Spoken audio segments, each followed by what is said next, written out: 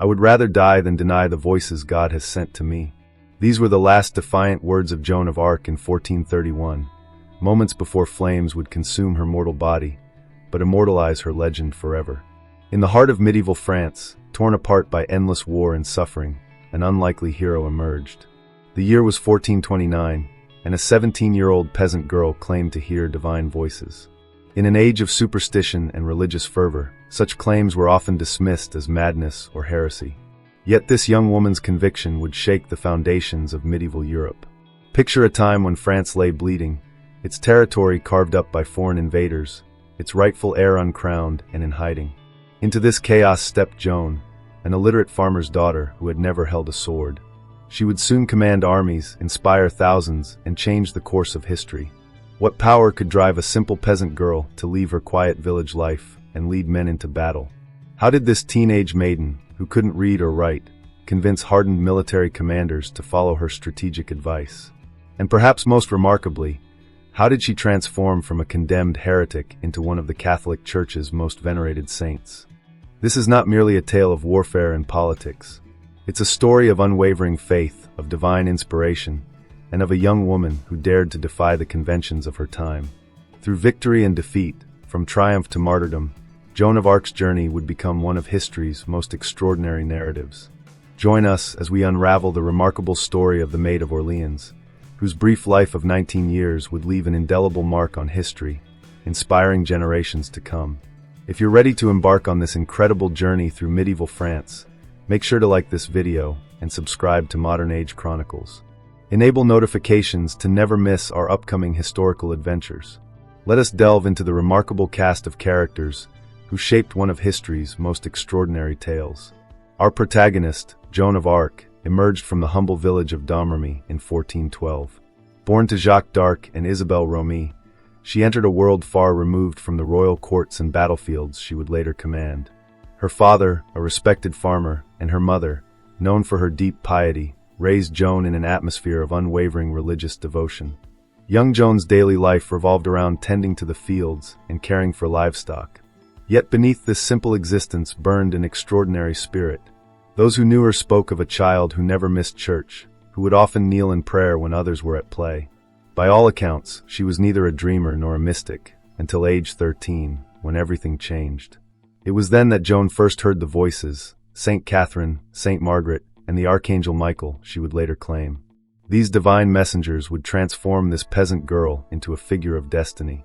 Despite her illiteracy, Joan displayed remarkable qualities: an unwavering determination that could move mountains, a natural charisma that drew others to her cause, and an inexplicable gift for military strategy that would baffle seasoned commanders. Around her orbited figures who would prove crucial to her story. First among them, Charles VII, the uncrowned Dauphin of France. A man plagued by doubt about his own legitimacy, hiding in his castle at Chinon while his kingdom crumbled. Joan would give him what he desperately needed: the courage to claim his crown. Robert de Baudricourt, the gruff commander of Vaucouleurs, initially dismissed Joan as a mere country girl. His eventual support would prove crucial, providing her first step toward her divine mission. His transformation from skeptic to believer mirrors the journey many would take upon meeting Joan. Jean d'Aulon served as Joan's faithful squire throughout her military campaigns. His detailed testimonies during her rehabilitation trial provide some of our most intimate glimpses into Joan's character. He witnessed her transformation from an inexperienced rider to a masterful military leader. Finally, Bishop Pierre Cauchon, Joan's chief prosecutor and the architect of her downfall. A brilliant but ambitious man who served English interests, he would orchestrate one of history's most notorious trials. His relentless questioning and manipulation would reveal both Joan's remarkable strength of character and the tragic politics of medieval power. Each of these characters played their part in a drama that would transcend centuries. Their interactions with Joan would not only shape her destiny, but also the future of France itself. Through their eyes, we see not just a saint or a warrior, but a complex young woman who changed everyone she encountered. Step with me into the France of 1429, a realm where the medieval world was slowly giving way to what would become the Renaissance. Let us paint a vivid picture of the world Joan of Arc knew. Dawn breaks over Domremy, Joan's hometown nestled in the Meuse Valley. Here, wooden houses with thatched roofs cluster around the village church, their chimneys releasing tendrils of wood smoke into the morning air. The earthy aroma of a medieval village envelopes us, fresh hay from the barns, the sweet sour smell of manure used in the fields, and the ever-present smoke from cooking fires. The rhythm of daily life is marked by church bells, their sounds carrying across the countryside, calling faithful to prayer, announcing births, deaths, and warnings. These bells were the heartbeat of medieval society, as familiar to Joan as her own pulse. Through the muddy streets, peasants move about their daily tasks. They were simple homespun wool and linen, clothes dyed in earthy browns and faded blues. The women cover their heads with white coifs, while men wear loose tunics and woolen hose. In stark contrast, when noble parties pass through, they create a spectacle of luxury. Brilliant silk brocades, rich velvets, and fine furs, their clothes a walking display of wealth and power. But this is also a France at war. In garrison towns, we find the cutting edge of 15th century military technology. Massive siege engines stand ready, trebuchets capable of hurling stones weighing hundreds of pounds. Something new and terrifying has also appeared on battlefields: primitive gunpowder weapons. Primitive cannons, known as bombards, and early handguns called culverins, herald a new age of warfare. Knights still dominate the battlefield, their plate armor now developed to its pinnacle, full suits of articulated steel, masterworks of the armorer's craft. The sound of their movement is a symphony of metal, mail clinking, plate armor rattling, sword scabbards scraping against steel. Transportation networks connect this medieval world. Along the rivers, flat-bottomed boats carry goods and soldiers. On land, horses remain the fastest means of travel, while ox-drawn carts lumber along rutted dirt roads, carrying everything from wine barrels to stone for cathedrals. In the larger towns, the air fills with the sense of commerce: fresh bread, tanned leather, hot metal from the forges, and exotic spices from distant lands. Inside the great cathedrals, a different world exists. Here, incense clouds float beneath soaring Gothic vaults, and colored light streams through vast stained glass windows. The smell of beeswax candles mingles with incense, creating the atmosphere that so deeply influenced Joan's spiritual life.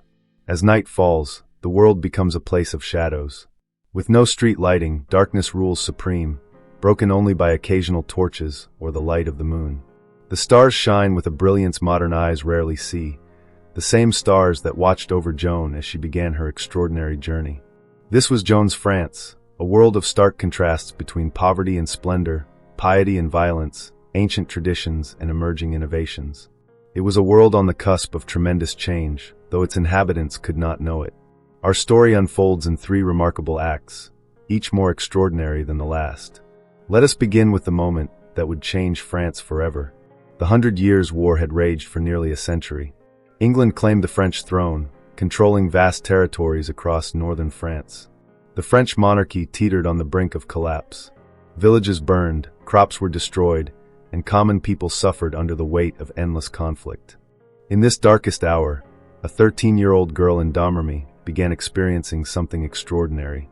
On a summer day in 1425, Joan was working in her father's garden when she first heard the voices, brilliant lights accompanied by clear, divine messages. Saint Michael, Saint Catherine, and Saint Margaret spoke to her of France's suffering and her destined role in its salvation. For 3 years, Joan kept these visions secret. But when the voices became insistent, she approached Robert de Baudricourt, the local garrison commander.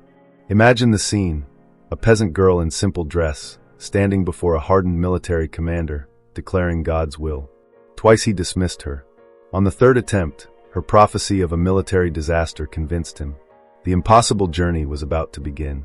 In February 1429, Joan arrived at Chinon Castle to meet the Dauphin, Charles VII. What followed became legend. She identified him despite his attempt to hide among courtiers, and shared a secret that convinced him of her divine mission. The uncrowned king took an extraordinary gamble.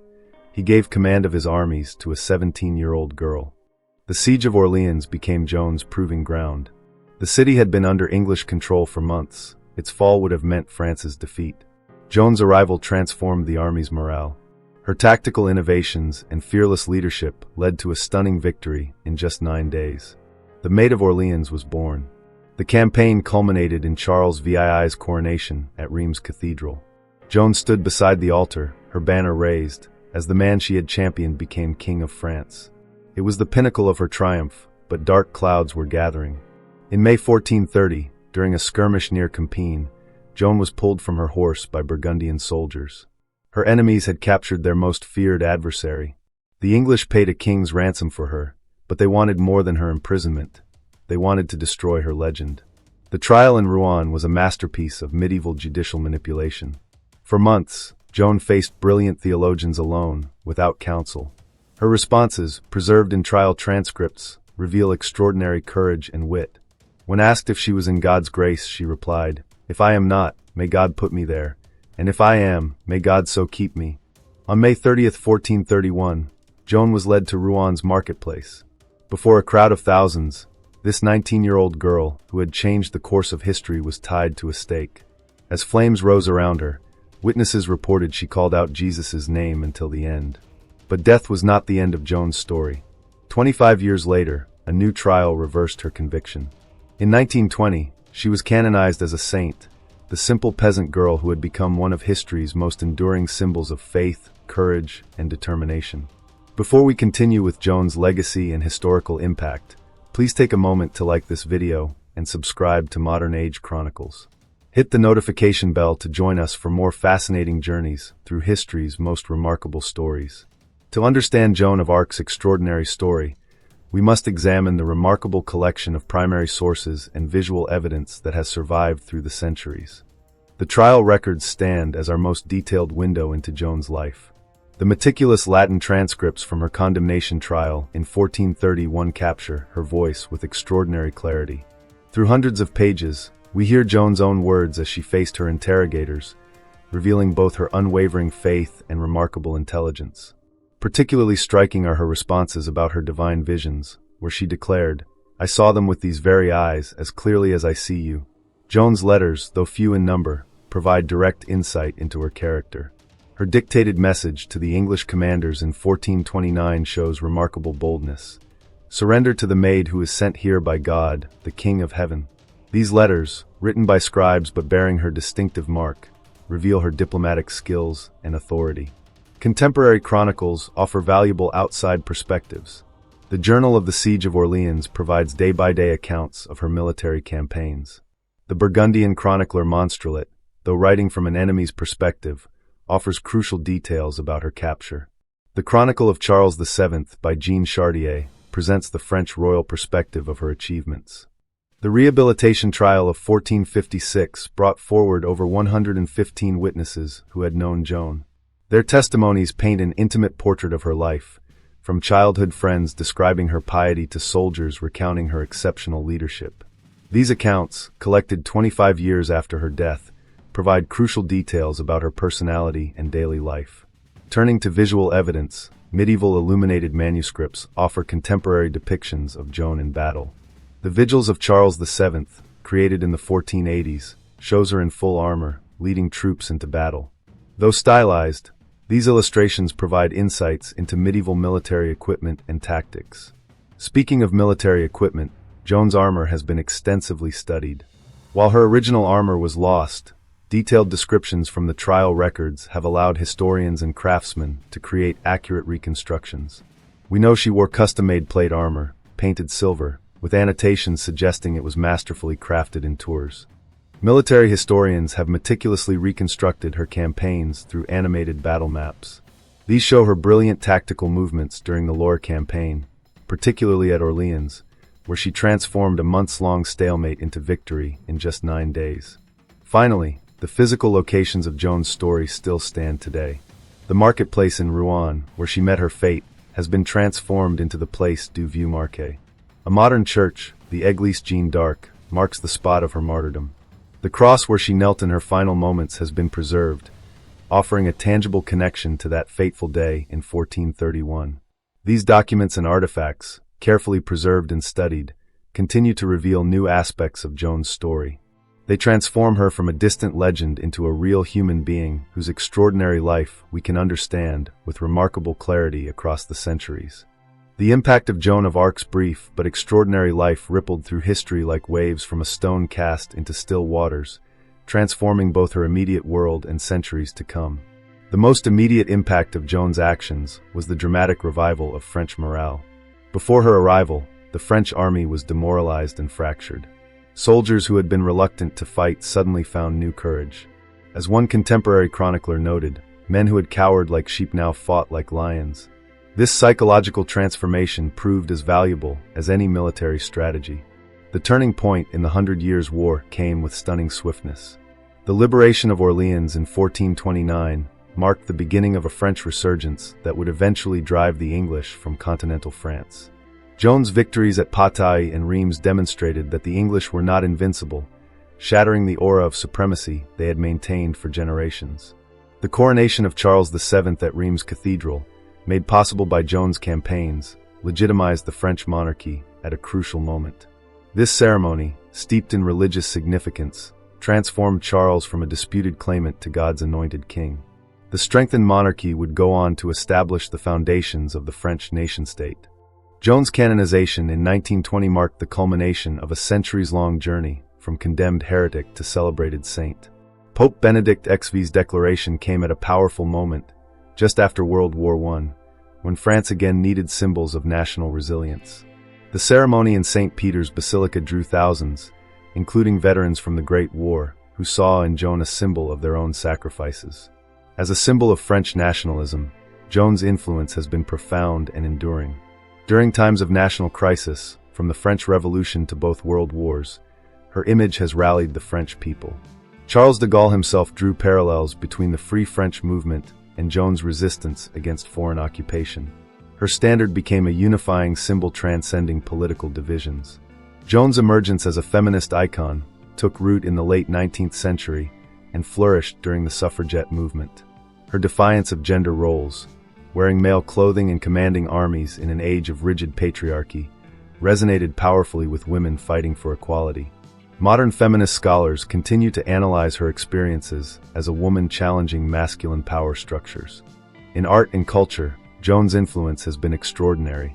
She has inspired hundreds of literary works, from Shakespeare's Henry VI, Part 1, to Mark Twain's personal favorite among his books, Personal Recollections of Joan of Arc. In visual arts, countless paintings and sculptures depict her, from classical representations by Ingres to modern interpretations. The film industry has repeatedly returned to her story, with over 50 movies ranging from Carl Theodor Dreyer's silent masterpiece, The Passion of Joan of Arc, to Luc Besson's The Messenger. Today, Joan's impact continues to evolve. Military academies study her tactical innovations. Political leaders invoke her name in calls for national unity. Feminists and religious thinkers alike find inspiration in her courage and conviction. Her story raises enduring questions about faith, gender, patriotism, and power that remain relevant in our modern world. Perhaps most remarkably, Joan's impact has grown rather than diminished with time.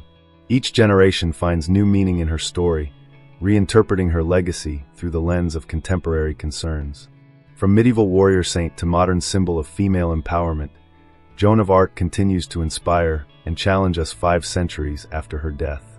The next time you hear someone invoke Joan of Arc's name in a modern context, remember how this 19-year-old peasant girl's brief life continues to shape our world in profound and unexpected ways. To truly understand Joan of Arc's extraordinary story, we must immerse ourselves in the complex civilization of 15th century Europe, a world where faith, war, and social order were intricately interwoven. The medieval church stood as the dominant force in European society, its influence extending far beyond spiritual matters into every aspect of daily life. In Joan's time, the church was both a religious institution and a political power, its authority reaching from magnificent cathedrals to humble village parishes. The rhythm of life itself was measured by church bells, calling the faithful to prayer 7 times a day. Medieval Christianity was deeply immersed in mysticism. Divine visions and miraculous interventions were not merely accepted, but expected. Saints were believed to regularly intercede in earthly affairs, and angels were considered active messengers between heaven and earth. When Joan spoke of hearing voices from St. Catherine and St. Margaret, her contemporaries found the concept entirely plausible, though they debated the authenticity of her specific claims. The fine line between heresy and sanctity created a complex theological battlefield. Church authorities had to distinguish between true divine inspiration and dangerous false prophecy. The era saw both celebrated mystics and condemned heretics, sometimes in the same person. Joan's trial exemplified this tension, with her judges struggling to categorize her experiences within Orthodox Catholic doctrine. Warfare in the 15th century was undergoing dramatic transformation. Traditional cavalry charges by heavily armored knights still dominated the battlefield, but new technologies were changing the nature of combat. The longbow had already proved devastating at battles like Agincourt, and primitive gunpowder weapons were beginning to appear. Siege warfare represented the height of medieval military technology. Joan's victory at Orleans showcased the complex integration of traditional and innovative tactics. Massive trebuchets hurled stones weighing hundreds of pounds, while early cannons, known as bombards, began to challenge the supremacy of stone walls. Siege towers and scaling ladders remained crucial for taking fortified positions. Military equipment had reached new levels of sophistication. Plate armor had evolved into complex suits of articulated steel, offering unprecedented protection while maintaining mobility.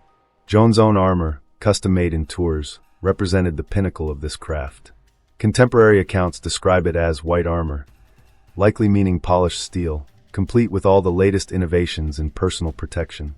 Joan's role as a female military commander was unprecedented. While medieval literature celebrated warrior queens of the past, actual women in military leadership were extremely rare. Most women's involvement in warfare was limited to defending castles in their husband's absence or providing support services to armies. Joan shattered these conventions, not only leading troops but actively participating in tactical planning and combat. Her military innovations were significant. She advocated for more aggressive tactics when contemporary doctrine favored cautious approaches. She understood the psychological impact of warfare, using bold moves to intimidate enemies and inspire allies. Her emphasis on artillery was ahead of her time, recognizing the growing importance of gunpowder weapons. The rigid social hierarchy of medieval society makes Joan's achievements even more remarkable. As a peasant woman, she occupied one of the lowest positions in the social order, yet she commanded nobles and influenced kings. Her rise challenged fundamental assumptions about class, gender, and divine authority. The feudal system was still firmly in place, with power flowing from the king through various levels of nobility. Joan's direct connection to divine authority, bypassing traditional ecclesiastical and noble hierarchies, represented a radical challenge to this established order. Perhaps most significantly, Joan emerged at a moment when medieval civilization itself was beginning to transform. The Renaissance was dawning in Italy, gunpowder was changing warfare forever, and the traditional authorities of church and nobility were facing new challenges. She embodied both medieval mysticism and proto-modern individual empowerment. This complex civilizational context helps explain why Joan's story resonated so powerfully with her contemporaries and why it continues to fascinate us today. She operated at the intersection of medieval faith, military innovation, and social transformation, helping to bridge the medieval and modern worlds. Let us delve deeper into the questions that make Joan of Arc's story resonate so powerfully with modern audiences, exploring both timeless mysteries and contemporary parallels. How did a peasant girl achieve such extraordinary power? This question has fascinated historians and scholars for centuries. In an age when social mobility was nearly non-existent and women were largely powerless, Joan's rise seems almost miraculous. Yet examining her story reveals several key factors. Her extraordinary charisma, documented by numerous contemporary sources, her political intuition, demonstrated in her careful navigation of court politics, and her remarkable ability to inspire confidence in both soldiers and nobles. Consider how a teenage girl who couldn't read or write developed military strategies that confounded experienced commanders. She introduced innovative tactics, such as the aggressive use of artillery, and demonstrated an uncanny ability to predict enemy movements. Was this divine inspiration, as she claimed, or evidence of natural military genius? The role of faith in Joan's story raises profound questions about the nature of belief and divine inspiration. Here was a woman who maintained absolute conviction in her divine mission, even as flames engulfed her at the stake. Her unwavering faith transformed those around her, yet ultimately led to her death.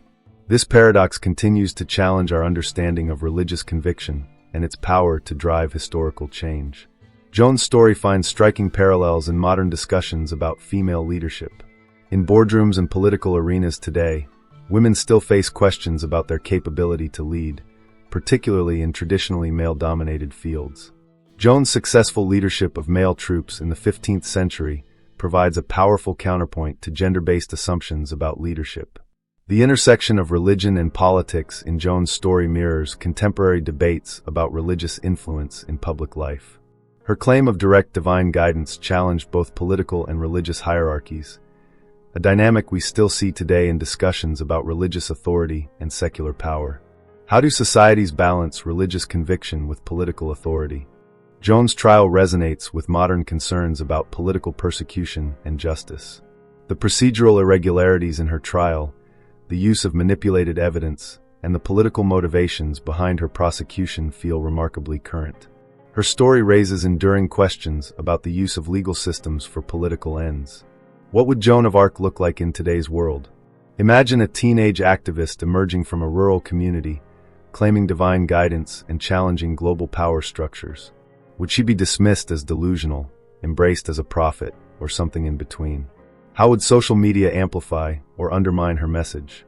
In an age of influencers and instant celebrity, Joan's ability to mobilize support and inspire followers seems surprisingly modern. Her skill at personal branding, from her distinctive male clothing to her standard-bearing white armor, might today translate into a powerful social media presence. Consider how modern media would cover Joan's story. Would cable news label her a religious extremist or a progressive reformer? Would her military leadership be celebrated as feminist achievement or criticized as perpetuating militarism?